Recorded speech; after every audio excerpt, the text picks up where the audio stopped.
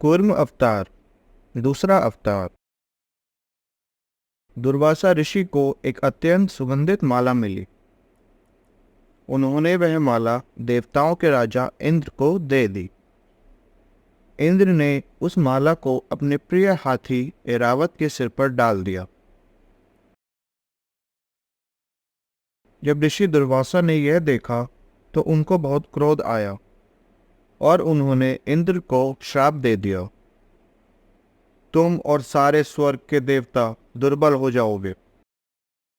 जब देवता शक्तिहीन हो गए तो असुरों की शक्ति बढ़ गई।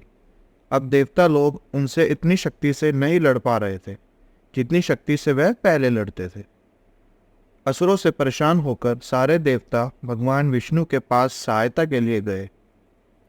भगवान ने कहा, समुद्र मंथन करो, उसमें से अमृत निकालो, उसको पीकर तुम लोग फिर से शक्तिशाली हो जाओगे। देवताओं के राजा इंद्र ने पूछा, भगवान, इस काम में हमारी सहायता कौन करेगा? विष्णु भगवान ने कहा, असुर, और यदि उन्होंने अमृत पी लिया तो तीनों लोग बर्बाद हो जाएंगे। इंद्र ने कहा।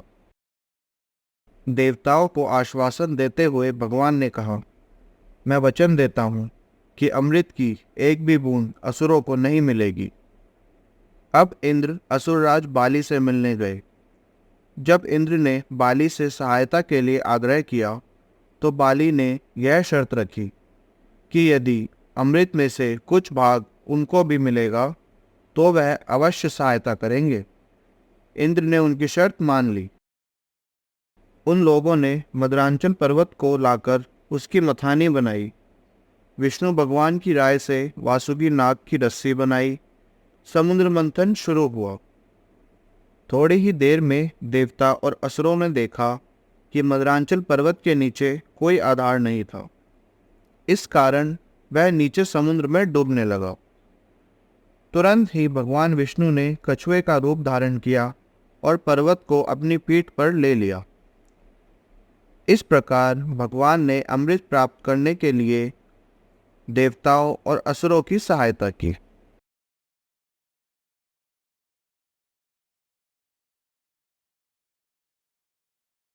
कृष्ण और सुदामा गुरु संदीपन मुनि के शिष्य थे। उन दिनों शिष्य को गुरु के आश्रम में रहकर ही शिक्षा ग्रहण करनी पड़ती थी, इसलिए वे दोनों भी आश्रम में रहकर पढ़ते थे। दोनों में गहरी मित्रता थी। एक दिन गुरुजी ने उनको लकड़ियां लाने के लिए वन में भेजा। वन में लकड़ियां चुनते चुनते उन्हें बहुत देर हो गई। आकाश में बादल छा गए। थोड़ी देर में बिजली चमकने लगी। दोनों मित्र एक पेड़ के नीचे आ गए। वर्षा होने लगी। आंधी के कारण कुछ दिखाई नहीं दे रहा था। वर्षा तेज हो गई। यह देखकर सुदामा डर गया। डरी हुई आवाज में उसने कहा, प्यारे मित्र कृष्ण, अब क्या करें? इसमें डरने की क्या बात है? कृष्ण ने उत्तर दिया। सुदामा ने घबराते हुए कहा, जंगल में शेर, चीते और कई जंगली पशु रहते हैं। वे हमें खा जाएंगे। मुझे बहुत डर लग रहा है। कृष्ण ने मुस्कुराते हुए कहा, आओ, मेरे पीछे छिपकर बैठ जाओ।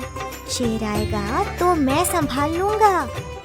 इस पर दोनों मित्र खिलखिलाकर हंस पड़े। दोनों ने जंगल में ही रात बिताई। प्रातः वे दोनों आश्रम में लौट आए। समय बीत गया। श्री कृष्ण द्वारका के राजा बने। सुदामा बहुत निर्धन हो गए। उनके पास कुछ नहीं था।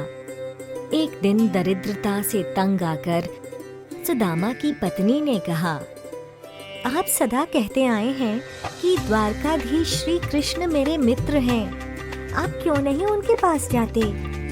पत्नी की बात मानकर सुदामा मित्र श्री कृष्ण के पास जाने की तैयारी करने लगे।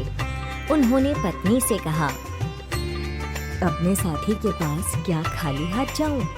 सुदामा की पत्नी दौड़ती हुई पड़ोसी के घर से कुछ तंदुल बांधकर भेंट के लिए ले आई। भेंट की पोटली लेकर सुदामा द्वारका की ओर चल पड़े। सुदामा श्री कृष्ण की द्वारका पहुंचकर द्वारपाल से पूछने लगे कि क्या यही द्वारका नगर है। द्वारपाल ने कहा, हाँ, यही द्वारका नगर है। यह सुनकर सुदामा की प्रसन्नता का कोई ठिकाना न रहा। सुदामा ने द्वारपाल से विनय पूर्वक कहा, मुझे श्री कृष्ण से मिलना है। द्वारपाल सुदामा की दीनहीन अवस्था देख कहने लगा, आप कौन हैं? कहाँ से आए हैं? और आपको श्री कृष्ण से क्यों मिलना है? सुदामा ने कहा, मैं उनके बचपन का सखा हूँ। मेरा नाम सुदामा है। मैं वृंदापुरी से आया हूँ। आप जाकर श्री कृष्ण को मेरा संदेश दे दीजिए। सुदामा की बात सुनकर द्वारपाल को बहुत आश्चर्य हुआ। फिर भी द्वारपाल सुदामा का संदेश लेकर श्री कृष्ण के महल की ओर चल पड़ा। महल में जाकर द्वारपाल ने श्री कृष्ण से कहा, प्रभु, द्वार पर एक अत्यंत गरीब विप्र आया है। वह आपसे मिलना चाहता है। उसके तन पर ना वस्त्र है, न सिर पर पगड़ी है, नंगे पांव हैं और धोती भी जगह जगह पर फटी हुई है। गरीबी के कारण शरीर भी अत्यंत झुका हुआ है और अपना नाम सुदामा बताता है।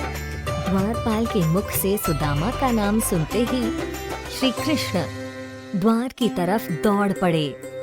सुदामा को देखते ही श्री कृष्ण ने उन्हें गले लगा लिया। आदर सहित सुदामा को महल में लाकर अपने आसन पर बिठाया।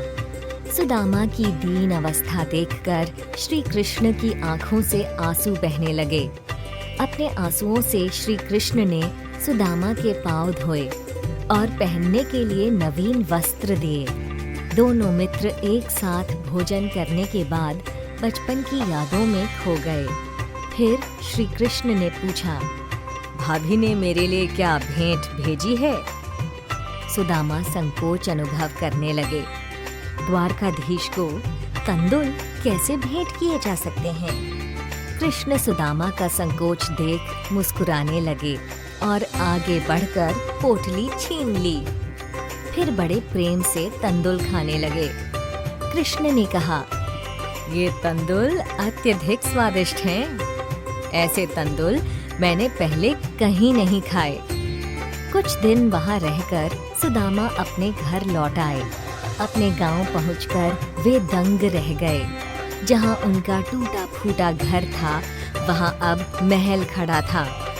सुदामा समझ गए कि यह सब श्री कृष्ण की कृपा है।